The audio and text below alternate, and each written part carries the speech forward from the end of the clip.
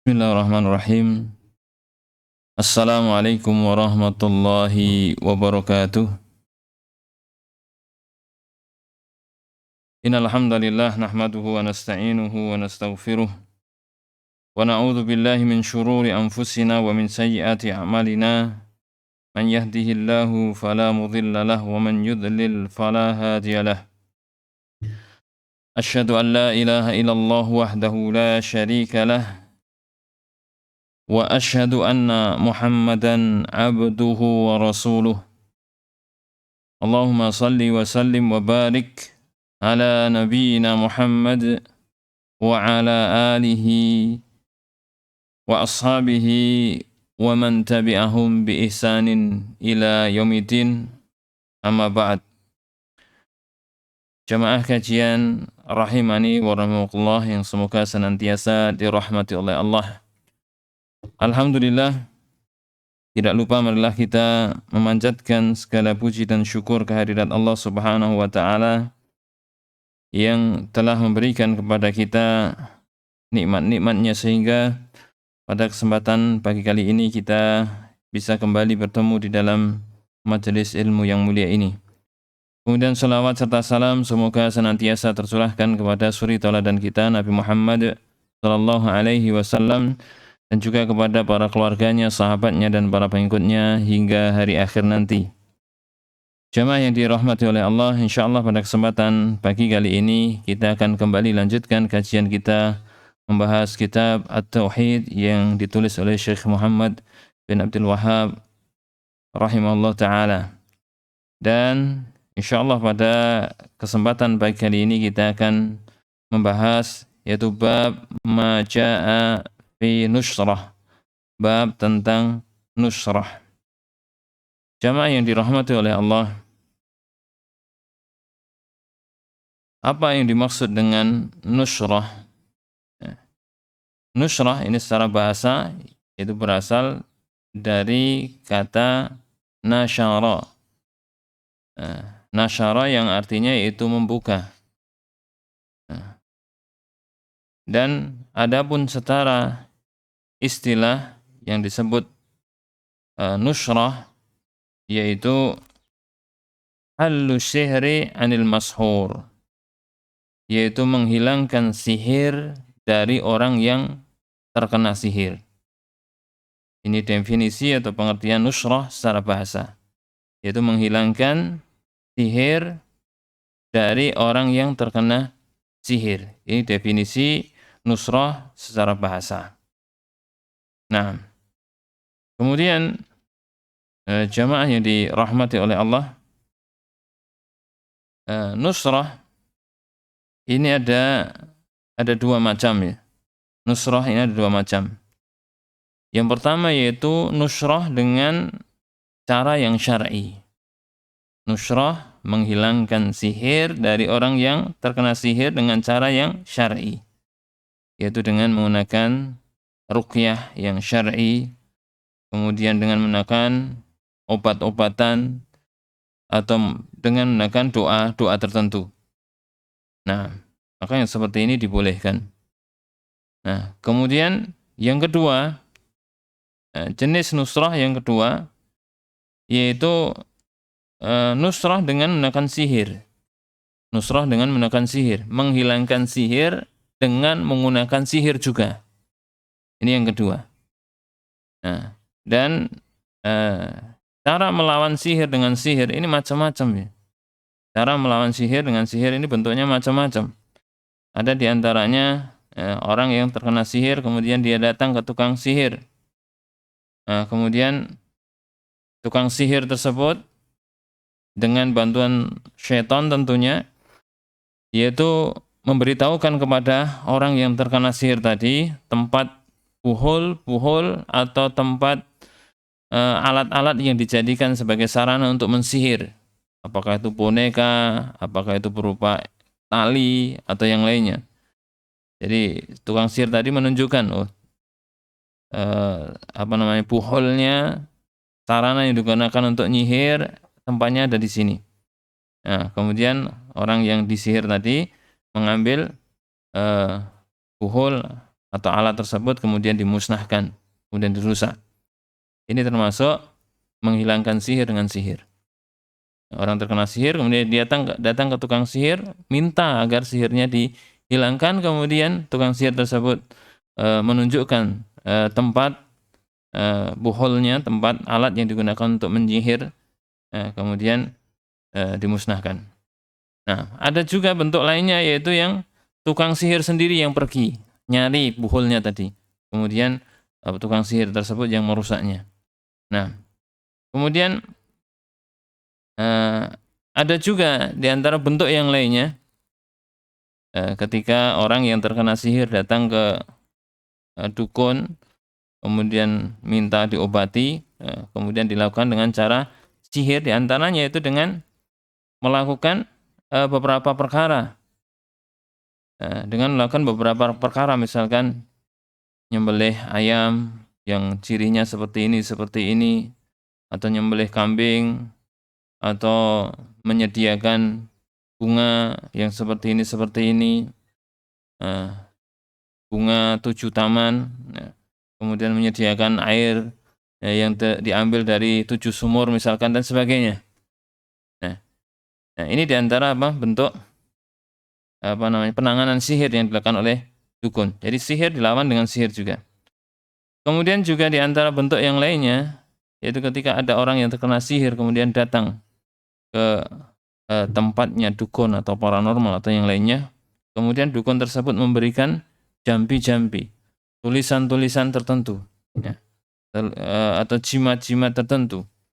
Nah, kemudian dengan jampi-jampi, dengan jimat tersebut, ini digunakan untuk melawan sihir yang telah menimpanya. Nah, maka semua yang seperti ini, dan barangkali masih ada bentuk-bentuk yang lainnya, maka yang semua yang seperti ini, yaitu melawan sihir dengan sihir semisalnya, maka seperti ini di antara para ulama ini berbeda pendapat, tapi yang lebih kuat yaitu bahwasanya yang seperti ini diharamkan. Ya, yang seperti ini diharamkan, yaitu melawan sihir dengan menggunakan sihir. Ini adalah perkara yang diharamkan.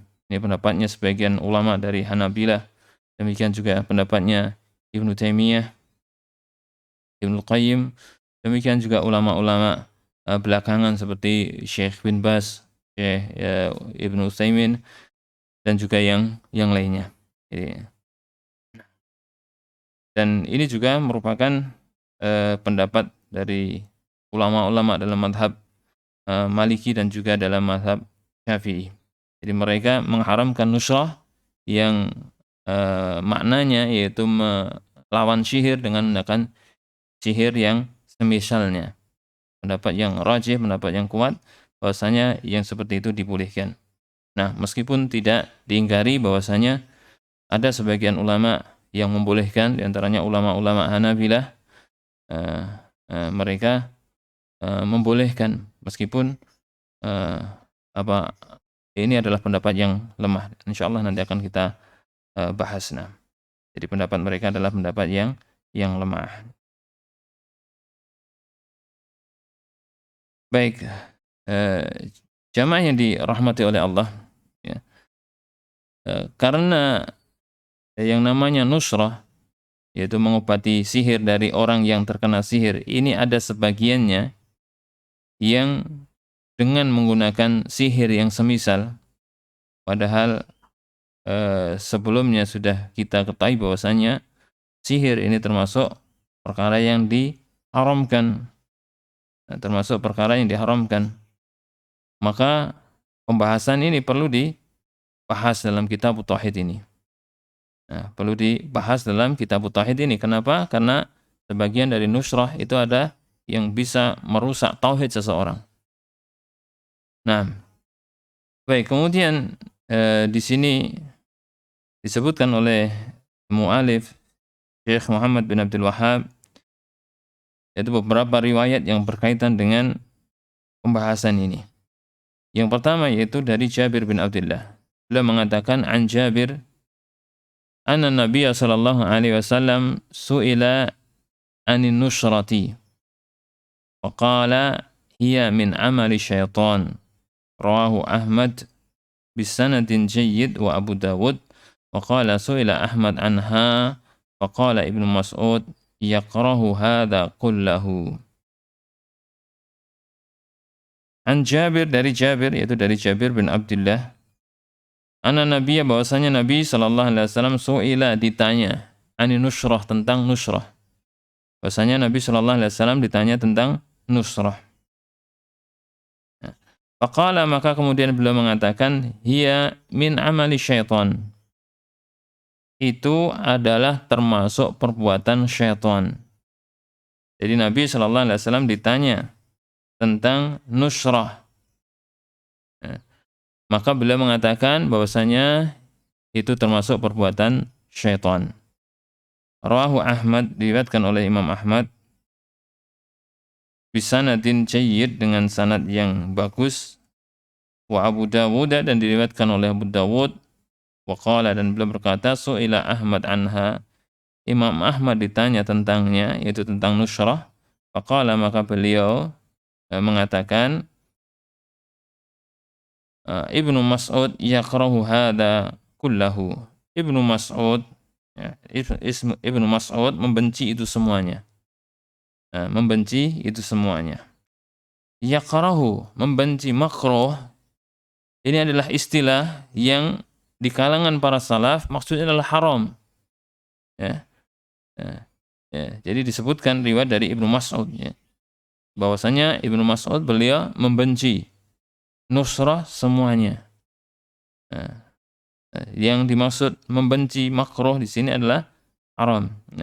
Kemudian dalam riwayat yang lainnya diriwayatkan dari Ibnu Abi Syaibah, kanu yakrahuna ar-ruqa wat tamaim wa nusrah.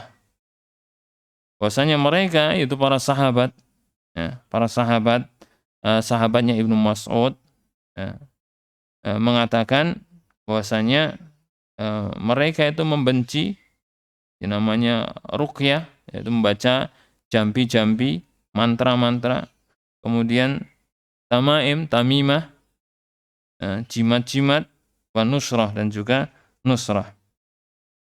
Nah, demikian juga di sini katakan apa? Yakrahuna, jadi mereka membenci. Dan makruh, istilah di kalangan salaf maksudnya adalah haram. Nah, maka jamaah yang dirahmati oleh Allah, jadi hadis ini menunjukkan bahwasanya nusrah, yaitu mengobati sihir dengan sihir yang semisalnya, maka yang seperti ini diharamkan. Nah, dan yang dimaksud dengan nusrah dalam hadis tersebut, Nabi Shallallahu Alaihi Wasallam ditanya tentang nusrah. Yang dimaksud nusrah yang ditanyakan di situ adalah nusrah sebagaimana yang biasa dilakukan oleh orang-orang jahiliyah dahulu. Dan ini yang ada di dalam benak Nabi Shallallahu Alaihi Wasallam ketika ditanya tentang nusrah. Jadi yang dimaksud itu adalah nusrah yang dilakukan oleh orang-orang jahiliyah dulu. Nah, sehingga Nabi Shallallahu Alaihi Wasallam mengatakan, ia min amali asyaiton, itu adalah termasuk perbuatan syaitan. Nah, jadi bukan nusrah secara umum. Karena nusrah secara umum ada yang dibolehkan, yaitu nusrah dengan ruqyah syar'iyah, ini dibolehkan. Sebagaimana Nabi Shallallahu Alaihi Wasallam, beliau pernah ditanya tentang ruqyah. Di dalam hadis yang diriwayatkan dari Auf bin Malik, beliau mengatakan, kunna narqi fil jahiliyah. Dulu kami melakukan ruqyah di masa jahiliyah. Faqulna, maka kami berkata, ya Rasulullah, kaifa tara fi dzalika? Ya Rasulullah, bagaimana pendapat engkau tentang ruqyah yang kami lakukan di masa jahiliyah? Faqala, maka Nabi mengatakan, i'ridu alayya. Coba tunjukkan bagaimana ruqyah kalian itu. I'ridu alayya ruqakum. Jadi tunjukkan kepadaku bagaimana cara ruqyah kalian. Maka kemudian Nabi Shallallahu Alaihi Wasallam mengatakan, la ba'sa birruqa ma lam yakun fihi syirkun. Tidak mengapa atau dibolehkan melakukan ruqyah ma lam yakun fihi syirkun, selama di dalamnya tidak ada kesyirikan. Jadi dibolehkan melakukan ruqyah selama di dalamnya tidak ada kesyirikan. Nah, dan tadi sudah kita bahas bahwasanya termasuk di antara nusrah yaitu menghilangkan sihir dengan ruqyah. Menghilangkan sihir dengan ruqyah. Maka ini dibolehkan ya. Maka yang dimaksud dengan nusrah dalam riwayat dari Jabir bin Abdullah yang ditanyakan kepada Nabi SAW yaitu ruqyah sebagaimana yang dilakukan oleh orang-orang jahiliyah. Ya, ruqyah yang dilakukan oleh orang jahiliyah dahulu. Maka yang seperti itulah yang termasuk perbuatan syaitan yang dilarang oleh Nabi SAW. Karena di dalamnya terdapat praktek sihir. Sihir dilawan dengan sihir, maka yang seperti ini tidak dibolehkan.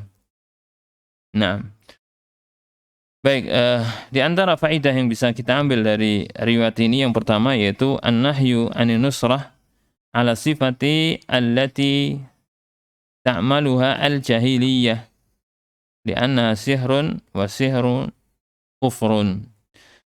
Nah, hadis ini menunjukkan larangan nusrah. Nusrah yang bagaimana? Ala sifatil lati ta'maluha al-jahiliyah. Nusrah sebagaimana yang dilakukan oleh orang-orang jahiliyah dahulu. Jadi hadis ini menunjukkan larangan melakukan nusrah dengan cara sebagaimana yang dilakukan oleh orang-orang jahiliyah dahulu. Nah, kenapa? Karena itu termasuk sihir. Sihir dilawan dengan sihir. Maka seperti ini dilarang. Kenapa? Wasihru kufrun, karena sihir ini adalah termasuk perbuatan kufur sebagaimana dulu pernah kita bahas dalam bab sebelumnya.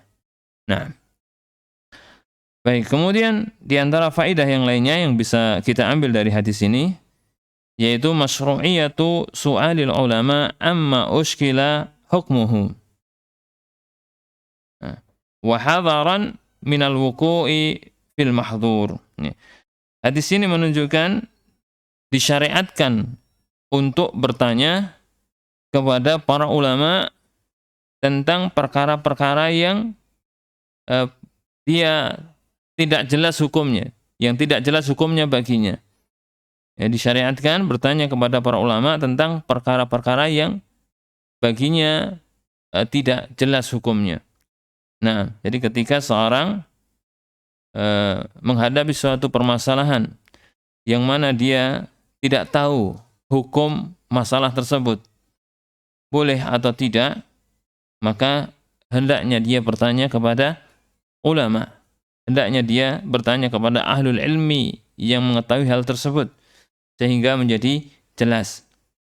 Nah, selama belum jelas, maka seyogyanya dia tinggalkan. Sebagaimana Nabi SAW mengatakan, innal halala bayyin wal harama bayyin wa bainahuma umurun mushtabihat. Sesungguhnya perkara yang halal ini jelas, yang haram ini jelas. Wa bainahuma umurun mushtabihat. Dan di antara yang halal dan yang haram itu ada umurun mushtabihat, ada umur perkara-perkara yang syubhat, perkara-perkara yang samar.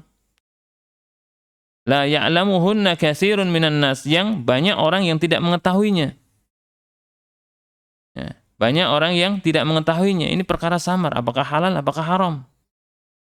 Bisa jadi halal, bisa jadi haram. Dia tidak mengetahuinya. Banyak orang yang tidak mengetahuinya. Tetapi perkara tersebut diketahui oleh para ahlul ilmi, para ulama. Ya, mengetahui hal tersebut, apakah halal, apakah haram. Maka bagaimana dalam menghadapi perkara yang samar seperti ini? Nabi SAW mengatakan, memberikan perumpamaan. Waman waqa'a fi syubhat waqa'a fil haram. Barang siapa yang terjatuh pada perkara yang samar, maka dia akan terjatuh pada perkara yang haram. Menunjukkan apa?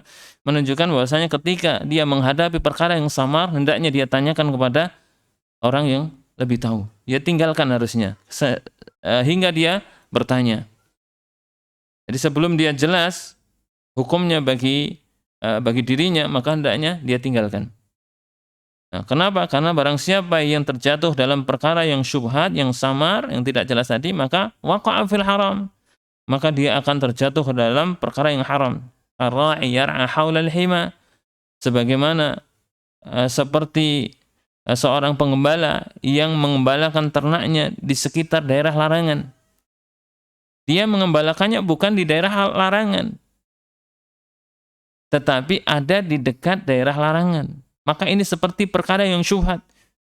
Dia hakikatnya bukan perkara yang jelas-jelas haram, tetapi ada di dekat yang haram tadi.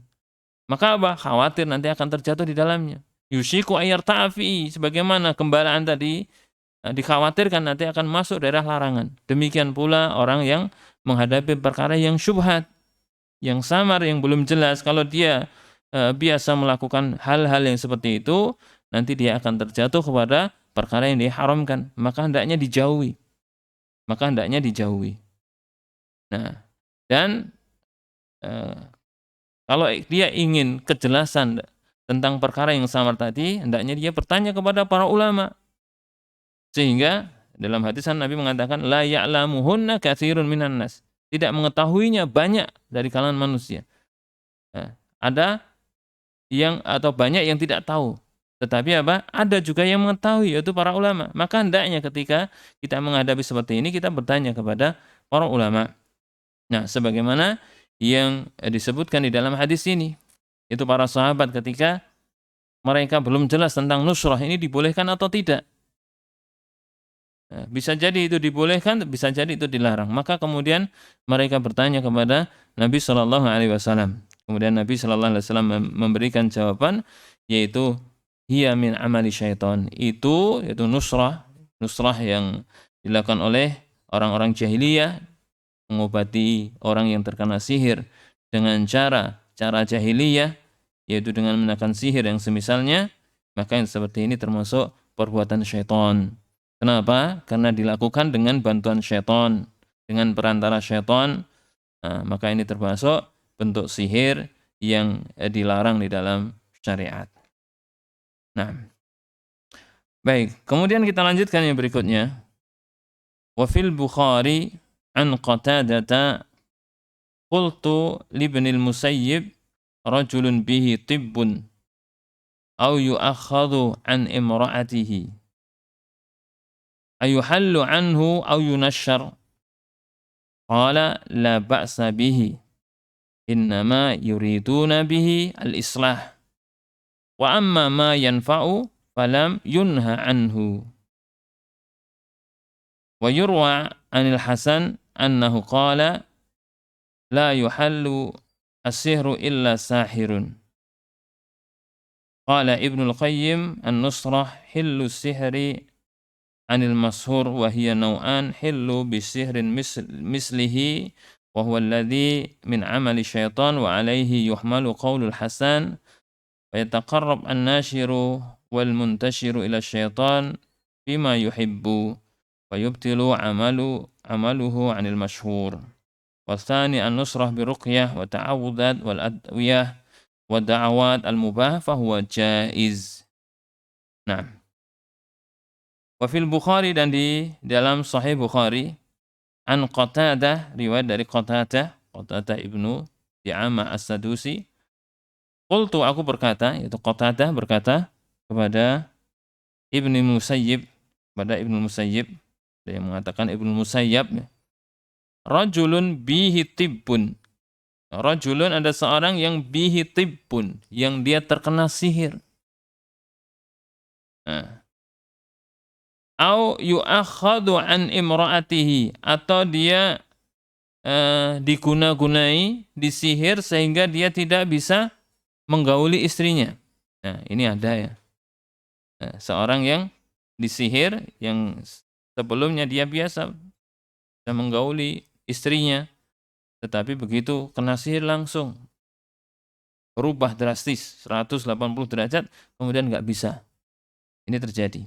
Nah, jadi Ibnu Musayyib ditanya tentang hal tersebut. Orang diguna-gunai, disihir, kemudian diguna-gunai sehingga dia tidak bisa menggauli istrinya. Ayuhallu anhu au yunashar. Nah, kemudian ditanyakan, apakah boleh disembuhkan dengan cara nusrah atau yang lainnya? Qala, maka Ibnu Musayyib mengatakan la ba'sa bihi. La ba'sa bihi, tidak mengapa, jadi bolehkan. innama yuridu bihi al-islah. Jadi tidak mengapa dengan nusrah. Jadi dibolehkan dengan nusrah. Ya. Kenapa? Innama yuriduna bihi al-islah. Ya, karena yang diinginkan itu hanyalah kebaikan untuk memperbaiki. Wa amma ma yanfa'u fala walam yunha anhu. Adapun yang bermanfaat maka itu tidak dilarang. Maka itu tidak dilarang. Ini riwayat dari Sa'id Ibnul Musayyab rahimahullah taala. Maka riwayat ini menunjukkan bahwasanya nusrah ini diperbolehkan. Riwayat dari Sa'id Ibnul Musayyab ini menunjukkan bahwasanya nusrah ini diperbolehkan. Nah, kenapa? Nah, yaitu karena itu untuk kebaikan. Nah, itu untuk kebaikan. Nah, maka riwayat ini dijadikan oleh para ulama yang membolehkan nusrah. Nah, kenapa? Karena itu bermanfaat. Karena itu bermanfaat. Nah, baik. Kemudian wa yurwa 'anil Hasan, dan diriwayatkan dari Hasan yaitu Hasan Al-Basri, annahu qala, bahwasanya beliau mengatakan la yahillu sihru la yahillu sihra illa sahirun. Tidak ada yang dapat menghilangkan sihir, pengaruh sihir, illa sahirun, kecuali tukang sihir. Tidak ada yang menghilangkan pengaruh sihir, tidak